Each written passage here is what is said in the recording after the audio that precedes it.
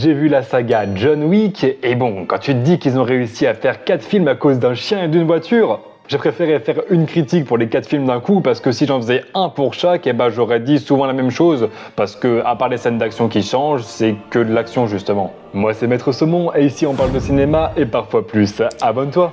Avec John Wick, ce qui est marrant, c'est qu'il y a un lore qui est énorme, mais qui s'en servent seulement pour faire des super scènes d'action, donc ça contraste assez. Par exemple, ils ont quand même réussi à faire une série dessus à propos du Continental, plus le spin-off qui arrive en 2025, Ballerina. Et ouais, on va parler direct des scènes d'action, parce que je pense que ça prend bien 75% des 4 films.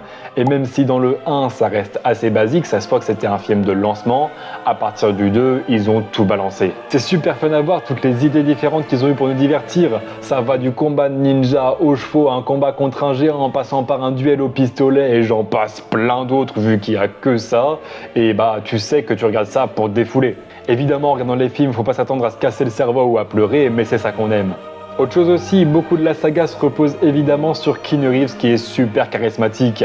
Même si, en vrai de vrai, à la base il paye pas tant de mine que ça, par exemple dans le 1, au bout de 15 minutes en costard, il est super stylé. Et puis en plus, quand tu sais que l'acteur est l'un des hommes les plus gentils du monde, tu peux que l'aimer. En tout cas voilà, j'aurais même pas grand chose d'autre à dire sur ces films. Je vous les conseille vraiment si vous voulez passer des bonnes soirées sans vous prendre la tête, ils sont super efficaces. Perso, j'attends beaucoup Ballerina avec Ana de Armas qui sort cette année. J'irai évidemment le voir au cinéma et on en parlera. Abonne-toi!